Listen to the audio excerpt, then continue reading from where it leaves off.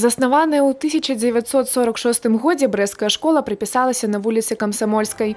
Тады навучальную установу прымала выключна дзяўчынак. Вучыліся ў ёй 7 гадоў. З часам колькасць вучняў расла. Прыйшлося перанесці школу ў большы будынак на вуліцу Карла Маркса. Але гэта памяшканне неўзабаве стала малым.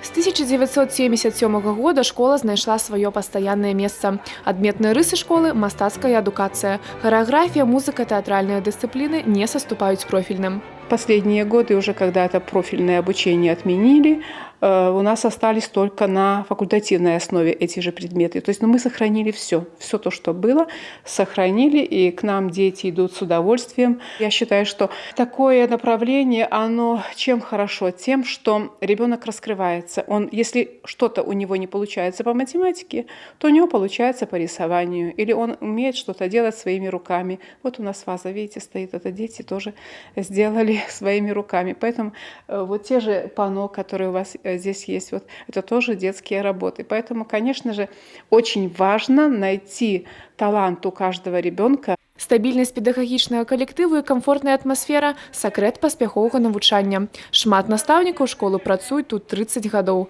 Яны ведаюць, усебаковая адукацыя дзіцяці заўсёды прыносіць станоўчыя вынікі. Помимо учебы в школе я еще занимаюсь гитарой, сольфеджио, хожу на бисероплетение. Я люблю русский, русскую литературу, математику и физкультуру. Я попала в театральный класс, и мы с моим педагогом и заучем школы Васьковой Галиной Аполлинарьевной ставим каждый год спектакли. Мы ставили «Серая шейка», «Паровозик из Ромашкова», сейчас ставим «Карандаши», а в первом классе ставили «Львенок и черепаха». Прызёры алімпійскіх гульняў, чэмпіёны Еўропы па акрабатыцы, урачы, юрысты, рэжысёры, прадпрымальнікі. Кіраўніцтву школы застаецца толькі парадавацца за паспяховых выпускнікоў. У палацы культуры прафсаюзаў тым часам ужо святкуюць значную дату. Дарэчы, сцэна для вучняў 12-й школы – месца звыклае. Наши дети участвуют в большом количестве мероприятий. Мы этим гордимся, что у нас в школе могут дети точно научиться играть, танцевать, хорошо говорить, развиться вот именно в этом направлении. З 1 па 11 у 12-й школе Александра Болохава. Зараз дзяўчына упэўнена рыхтуецца да паступлення ў вышэйшую навучальную установу. Кажа, што не ўяўляе, што б рабіла без любімых выкладчыкаў і верных школьных сяброў.